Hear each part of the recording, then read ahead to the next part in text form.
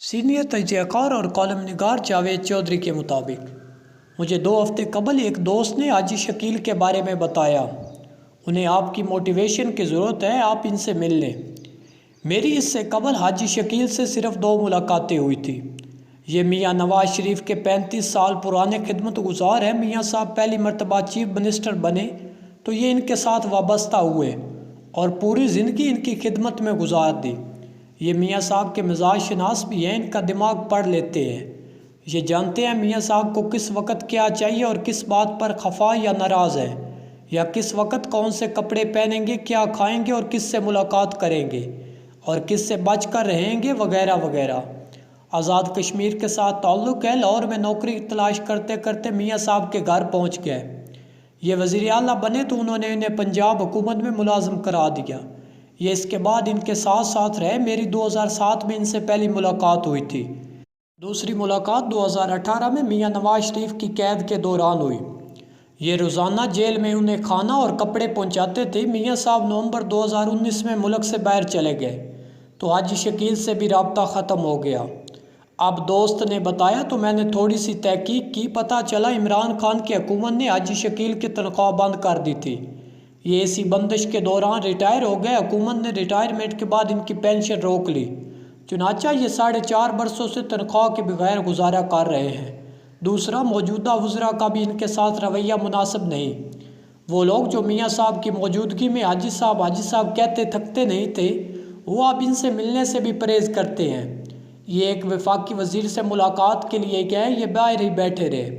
वज़ीर ने उन्हें अंदर तक बुलाने की ज़हमत नहीं की, चुनाचा ये चुपचाप वापस आ गए। दूसरे वज़ीर से उन्होंने अपने बेटे के एयरपोर्ट कार्ड रिन्यू करने की दरख्वास्त की, मगर वो ये दरख्वास्त कानों में मार कर चला गया। ये दिल गिरफ्ता हो गए और ये इसके बाद मुलाकात के लिए किसी के पास नहीं गए।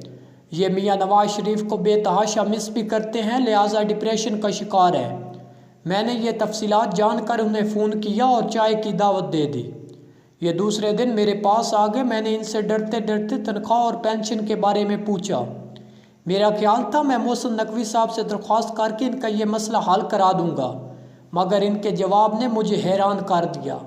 इनका कहना था रिज़्क़ का ज़िम्मा अल्लाह ताला ने लिया है, वो जब चाहेगा मेरा मसला उस दिन हल हो जाएगा। आप प्लीज़ किसी से मेरी सिफारिश ना कीजिएगा। मैंने गुजारे का पूछा तो उनका जवाब था, अल्हम्दुलिल्लाह मेरा बेटा और बेटी बरसरे रोज़गार हैं, इनकी तनख्वाहों से बहुत अच्छा गुजारा हो जाता है, मुझे किसी भी चीज़ की ज़रूरत नहीं। मैंने वज़रा के रवैये के बारे में पूछा तो उनका जवाब था, मेरी किसी से कोई शिकायत, कोई गिला नहीं। ये सब वक्त वक्त की बातें हैं और वो वक्त नहीं रहा तो ये भी नहीं रहेगा। मैंने इसरार किया मगर उन्होंने वज़रा का नाम बताने से इनकार कर दिया। मैं बार बार पूछकर उनकी खुददारी को ठेस नहीं पहुंचाना चाहता था। चुनाचा मैंने मौजू मियाँ नवाज शरीफ की आदतों की तरफ मोड़ दिया। हाजी शकील खुश हो गए और ये इस खुशी में बोलते चले गए।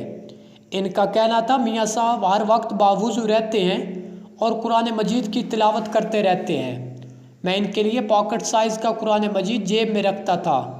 ये जब भी काम के दौरान मेरी तरफ देखते थे मैं फ़ौरन कुरान मजीद इनकी तरफ बढ़ा देता था और ये कुरान मजीद को चूम कर तिलावत शुरू कर देते थे।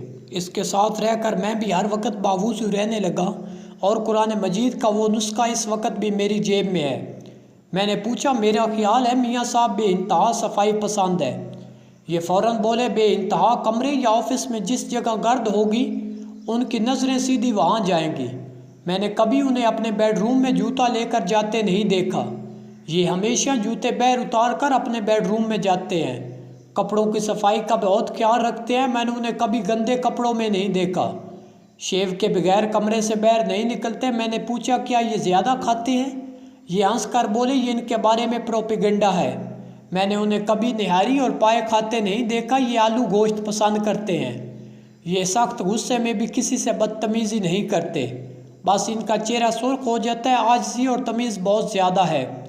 मुलाजमों को भी आप कहकर मुखातब होते हैं। मुझे इनकी वजह से खाना काबा और रोज़ा रसूल सल्लल्लाहु अलैहि वसल्लम के अंदर तक जाने का मौका मिला।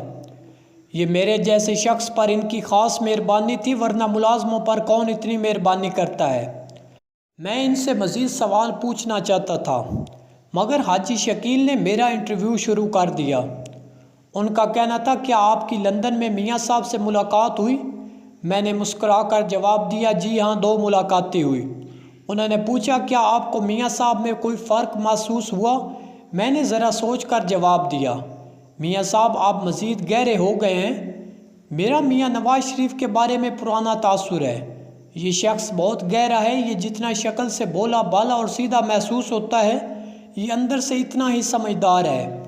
آپ خود سوچیں یہ اگر گہرے نہ ہوتے تو کیا یہ موٹر وے سے لے کر سی پیک تک بڑے بڑے پروجیکٹ مکمل کرتے، اور وہ بھی اس حالت میں کہ انہیں کوئی بھی دور ٹک کر پورا نہیں کرنے دیا گیا۔ یہ ہر دور میں اپنی ٹوپی سنبھالتے رہے مگر اس کے باوجود ڈیلیور کر گئے۔ لہٰذا ہمیں ماننا ہوگا پاکستان سے اگر میاں نواز شریف کے کام نکال دیے جائیں تو باقی کچھ نہیں بچتا، بس ان میں ایک خرابی ہے، یہ بے لچک ہے، یہ ہر بار فوج سے ٹکرا جاتے ہیں اور پھر سیڑھی سے پھسل کر 99 سے 0 پر آ جاتے ہیں۔ اس کی بڑی وجہ ان کے ارد گرد موجود لوگ ہیں، یہ ہر بات خود کو 3-4 لوگوں تک محدود کر لیتے ہیں اور یہ لوگ انہیں مروا دیتے ہیں، مگر میرا خیال ہے یہ اگر اس بار آئے تو شاید یہ ماضی کی غلطیاں نہیں دہرائیں گے۔ حاجی شکیل ہنسے اور مجھ سے پوچھا آپ یہ دعویٰ کس بنیاد پر کر رہے ہیں؟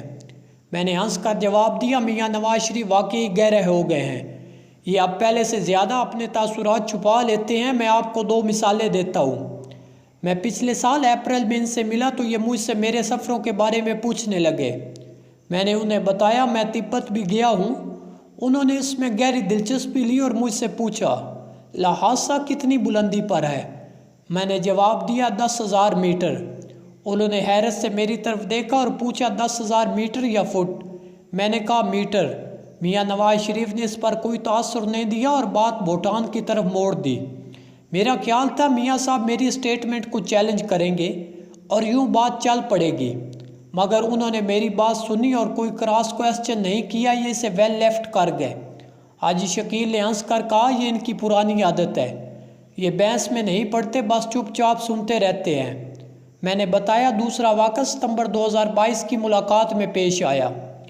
اگست میں ایوان صدر میں جنرل باجوہ کی عمران خان سے ملاقات ہوئی تھی۔ میں ستمبر میں میاں صاحب کے آفس میں ان کی کھانے کی میز پر بیٹھا تھا۔